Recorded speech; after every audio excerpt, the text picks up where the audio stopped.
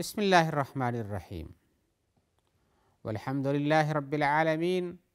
والصلاة والسلام علی سید المرسلین وعلی آلہ وصحبہ اجمعین، اما بعد۔ محترم ناظرین کرام، احکام الدین کا پروگرام پیش خدمت ہے۔ آپ کے سوالات اور ہماری جانب سے ان کے جواب حاضر ہیں۔ آج کا پہلا سوال جو کہ لوگوں کے اندر بہت مشہور سا ہے، لیکن اس کی حقیقت کیا ہے ہم اسے بتانا چاہتے ہیں۔ ہمارے بھائی نے پوچھا ہے کہ لوگوں کے درمیان، یہ دعا کرنے والوں کے درمیان یا کچھ کام کر دینے والوں کے درمیان یہ بات پھیلی ہوئی ہے کہ جب دعا کرتے ہیں تو کہتے ہیں کہ اے اللہ ہمیں قیامت کے دن اپنے نبی کے مبارک ہاتھوں سے حوض کوثر سے پلا، یا ایک بار پلا یا بار بار پلا، لیکن یہ کہتے ہیں کہ اللہ تعالی ہمیں اپنے نبی کے مبارک ہاتھوں سے حوض کوثر سے پینے کی توفیق عطا فرما۔ ان کا سوال یہ ہے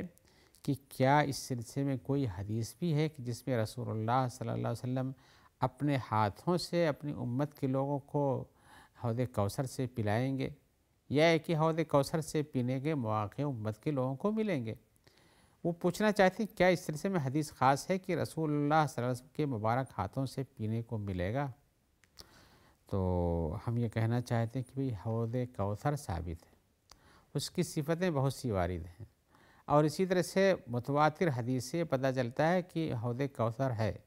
اور وہاں پر لوگ جائیں گے، رسول اللہ صلی اللہ علیہ وسلم کے امتی وہاں پیئیں گے، کچھ لوگوں کو وہاں سے بھگا دیا جائے گا، پھر اس کے پیالے کیسے ہوں گے، اس کی وسعت کیسی ہوگی، اس کا نہر کہاں سے آتا ہے، یہ ساری باتیں ہیں۔ لیکن ان ساری باتوں کے درمیان یہ سوال جو آپ نے پوچھا ہے کہ رسول اللہ صلی اللہ علیہ وسلم اپنے ہاتھوں سے اپنی امت کے لوگوں کو پلائیں گے، جس کے لوگ یہاں دعا کرتے ہیں کہ اللہ تعالیٰ رسول اللہ صلی اللہ علیہ وسلم کے مبارک ہاتھوں سے ہم کو پینا نصیب کر، اس کا کوئی تذکرہ نہیں ہے، اس کا کوئی تذکرہ نہیں ہے۔ تو ہم نے جو بتایا کہ حوض کوثر کو ثبوت تو ہے، اس سلسلے کی حدیثیں صحیح ہیں، اور اسی طرح سے یہ بھی صحیح ہے کہ حوض کوثر یہ بہت بڑا حوض ہے، اور وہ اس کے اندر لوگوں کے جا کے پینے کی بہت بڑی جگہیں ہیں، اور یہ جنت کے شراب سے اس کو باقاعدہ پانی یہاں آئے گا اور اس شراب سے لوگ پئیں گے، اور یہ نہر کوثر سے یہ جو ہے جس کا پانی جو ہے دودھ سے زیادہ سفید نظر آئے گا، برف سے زیادہ ٹھنڈا ہوگا، اور شہد سے زیادہ میٹھا ہوگا، اور اس کی خوشبو بھی مسک و عنبر سے اچھی ہوگی، اور وہ حوض خود ہی بہت اشادہ اور بہت بڑا ہوگا، اور اس کی لمبائی اور اس چوڑائی دونوں برابری میں ہوگی، کچھ اشادگی کے بعد جس طرح سے جتنا لمبا ہوگا اتنا ہی چوڑا بھی ہوگا، اور اس کے ایک کونے سے لے کر دوسرے کونے تک 1 مہینے تک چلتا رہے آدمی جتنا ہے اس میں اتنی لمبائی پہ ہوگا، اور بعض حصوں میں یہ بھی آیا ہوا ہے کہ جب جتنا آدمی پیتے جائیں گے اس سے زیادہ وہ بڑھتا جائے گا، اور اس کے اندر بھی وہاں پر مشک و عنبر سے اسی طرح سے اس کے یہ سب ظاہر ہوں گے، اور موتیاں ظاہر ہوں گی، اور سونے کے چھڑیاں ظاہر ہوں گی، یعنی اس کی خوبصورتی بھی اندر سے بہت اچھی ہوگی، اور اس کے اندر خوبصورت رنگ بھی ظاہر ہوں گے، یہ ساری چیزیں ہیں۔ تو حدیث کوثر جو ہے اس کے بارے میں بہت سی حدیثیں وارد ہیں، اور اس کی صفات بیان کی جیسے میں نے مختصراً بیان کیا ہے،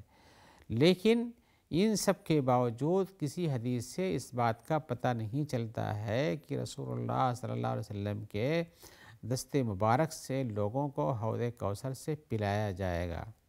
یہ تو ہم نے بتایا کہ وہ کشادہ ہے، سب کچھ ہے، بلکہ ایسے بھی کچھ لوگوں کا تذکرہ جو حوض کوثر تک پہنچنے کی کوشش کریں گے اور فرشتے ان کو ہٹا دیں گے۔ رسول اللہ صلی اللہ علیہ وسلم پوچھیں گے کہ ان کو کیوں ہٹا رہے ہو، تو کہا کہ یہ تو کہتے ہیں کہ ہماری امت سے لوگ ہیں اور یہ ہماری امت کے نظر آتے ہیں،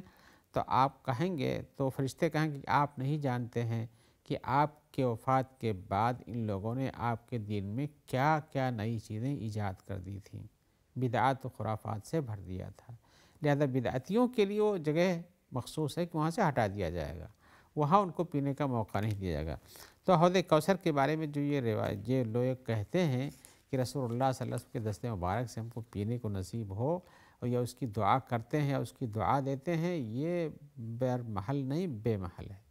اس لیے کہ اس کا کوئی تذکرہ نہیں۔ اور رسول اللہ صلی اللہ علیہ وسلم کا وجود وہاں پر ہے، فرشتے وہاں نگرانی کریں گے اور لوگوں کو پانی پلایا جائے گا، لیکن رسول اللہ صلی اللہ علیہ وسلم کے دست مبارک سے پینے کے لیے ایسی کوئی حدیث وارد نہیں ہے۔ آئیے ہم ایک اور سوال کی طرف آتے ہیں۔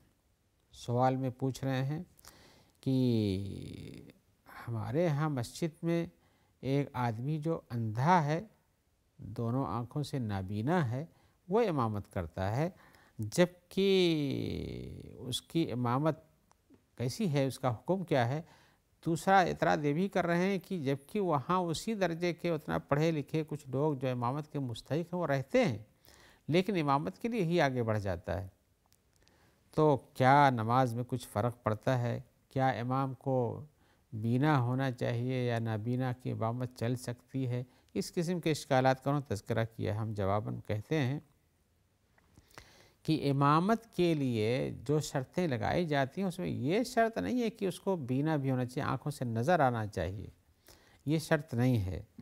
ہاں جو شرط یہ ہے جو رسول اللہ صلی اللہ علیہ وسلم نے بتایا کہ امامت کس کو کرنا چاہیے، وہ یہ ہے اقرؤکم لکتاب اللہ ہے،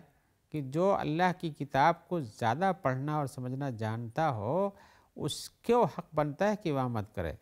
جو قرآن مجید کو پڑھتا ہو اور جانتا ہو زیادہ اور اس سے زیادہ جانتا ہو اس کو حق بنتا ہے کہ امامت کرے، اور چاہے یہ بینا ہو چاہے نہ بینا ہو، اس کی کوئی شرط نہیں ہے۔ حدیث میں رسول اللہ صلی اللہ علیہ وسلم کا فرمان ہے، آپ فرماتے ہیں یؤم القوم اقرؤہم لکتاب اللہ، قوم کی امامت وہ کرے گا جو ان میں سے اللہ کی کتاب کا زیادہ پڑھنے والا ہو، یعنی زیادہ جانکار ہو۔ فَإِن كَانُوا فِي الْقِرَاءَةِ سَوَاءً فَعَلَمُهُمْ بِالسُّنَّةِ، اگر وہ سب پڑھنے میں برابر ہیں، سب کو اسے ہی یاد ہے، سب حفظ میں برابر ہیں، سب کی قرات اچھی ہے، سب جانکار بھی ہیں، تو کہا کہ فَعَلَمُهُمْ بِالسُّنَّةِ، تو ان میں سے جو سنت رسول کو زیادہ جانتا ہے اس کو ترجیح دی جائے گی۔ فَإِن كَانُوا فِي السُّنَّةِ سَوَاءً، اگر وہ قرآن مجید کی جانکاری میں اور سنت کی جانکاری میں سب برابر ہوئے ہیں تو فَأَقْدَمُوا ہجرتاً، ان میں سے جس نے پہلے ہجرت کیا ہوگا اس کو تقدیم کیا، اس کو آگے بڑھایا جائے، جیسا کہ رسول اللہ صلی اللہ علیہ وسلم کے زمانے میں مہاجرین اور انصار ہوا کرتے تھے۔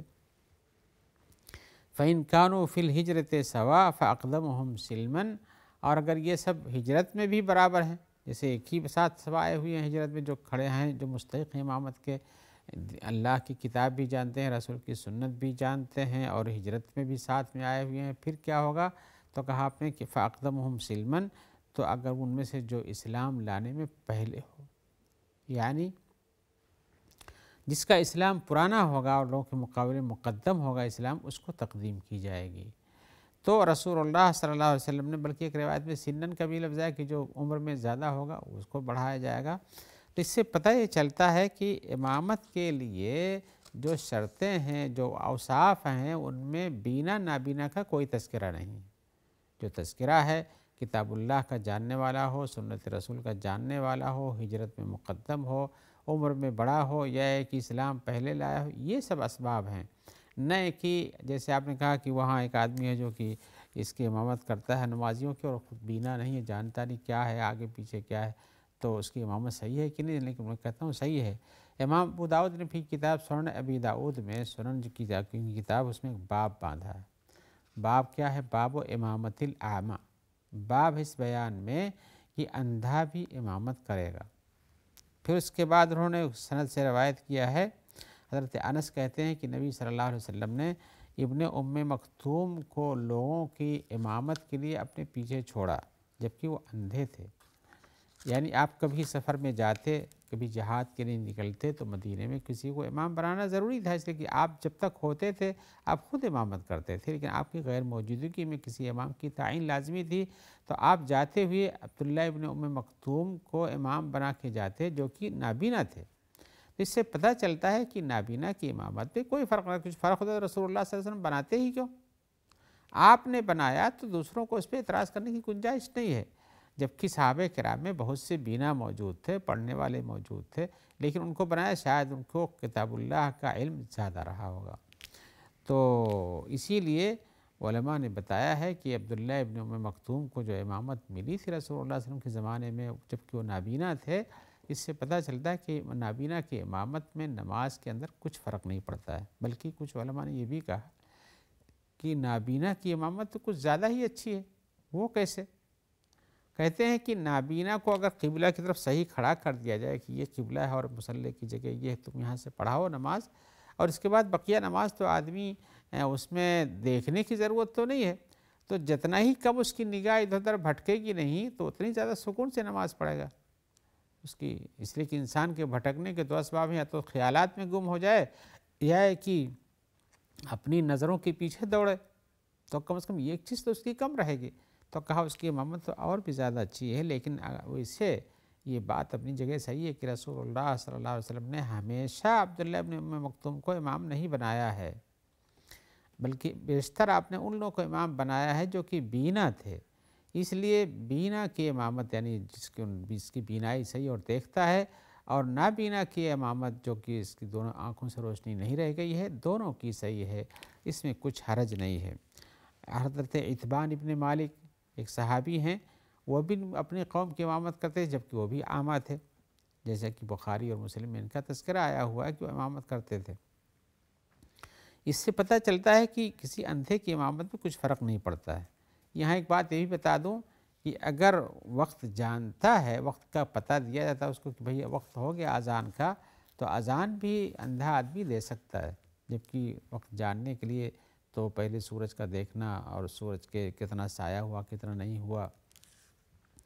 فجر کا وقت ہوا کہ نہیں ہوا، تو کسی کو بتانا پڑتا ہے۔ لیکن اگر کوئی اس کو ہدایت دینے والا ہے، بتانے والا ہے، تو اس کی اذان بھی صحیح ہے۔ ایسا نہیں کہ وہ تو اندھا اذان دے رہا ہے، اس سے کیا فرق کہ اسے پتہ نہیں صحیح ٹائم سے دیا غلط ٹائم سے دیا۔ اس لیے کہ جو آدمی اذان دیتا ہے اس کی ذمہ داری کو محسوس کرتا ہے۔ لہذا یہ با اعتراض آپ کا یہ کہ کسی اندھے کی امامت میں نماز صحیح ہے، اور اندھے بیناؤں کی، بینے لوگوں کی، دیکھنے والوں کی امامت کر سکتا ہے۔ ہاں اگر کوئی اس سے زیادہ بہتر ہے، جیسے آپ نے کہا کہ اس سے بہتر بھی لوگ پائے جاتے ہیں، تو میں کہتا ہوں کہ جب بہتر لوگ ہیں اس سے جو امامت کے مستحق ہیں تو ان کو آگے بڑھانا چاہیے، اور یہ ہے کہ نابینا کی امامت ہی لازم نہیں، لیکن یہ شرط اس پہ نہیں ہے کہ بینا اور نابینا ہے، بلکہ اس بیس پہ ہے کہ جو پڑھانے والے ہیں زیادہ عالم دین ہیں، قرآن مجید کے زیادہ جاننے والے اس نابینا کے مقابل میں، یا سنت کے زیادہ جاننے والے اس نابینا کے مقابل میں، یا ان کی عمر اس سے بڑی ہے اور وہ صحیح ڈھنگ سے رہتے ہیں اور نماز پڑھتے پڑھاتے ہیں، ان کو متقدم کرنا چاہیے۔ یہ شرط نہیں کہ نابینا تو پڑھائے گا، لیکن اگر وہ نابینا ہی زیادہ قرآن مجید کا پڑھا ہوا سنت کا جاننے والا ہے تو اس کی امامت میں کچھ بھی حرج نہیں ہے۔ آئیے ایک اور سوال اسی نماز سے متعلق ہے جو اکثر لوگوں کے ہاں گھومتا رہتا ہے، اور وہ یہ ہے کہ اگر مقتدی اور امام کا مذہب الگ الگ ہو تو یہ ایک تو کیا اس کے پیچھے نماز درست ہے؟ اب یہ مذہب الگ الگ میں دو معنی ہوتے ہیں بھائی۔ ایک معنی تو یہ ہے کہ اس کو معتزلہ میں سے ہے جو کہ اہل سنت کے خارج، یعنی سنہ والجماعہ ہو جاتا ہے، یا ایسی کچھ مرجیہ میں سے کچھ پرانے لوگ ایسے گزرے ہیں جو کہ قدر کا انکار کرتے تھے، اور کہیں برائی کسی سے ہوتی نہیں، اس کا مواخذہ نہیں ہوگا، اور یہ سب چیزیں، اللہ کے صفات کے بارے میں بڑی ساری تعویلیں کرتے تھے، اور کوئی بھی صفت نہیں مانتے تھے، یا کچھ صفتیں مانتے تھے اور بہتوں کا انکار کر دیتے تھے۔ ایسی قسم کی قوم ہیں جن کا شمار اہل سنت والجماعت میں نہیں کیا ہے۔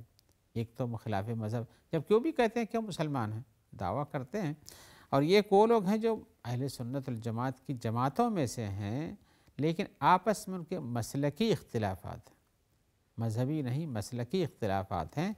تو آپ کا سوال دونوں کے بارے میں ہو سکتا ہے، تو ہم یہ کہتے ہیں کہ اگر کوئی آدمی مذہبی اختلاف میں اس حد تک ہے کہ اس کو اہل سنت والجماعت نے اس کے عقیدے پر کفر کا فتویٰ لگایا ہے، تو پھر اس کے پیچھے آپ کی نماز درست نہیں ہے، اور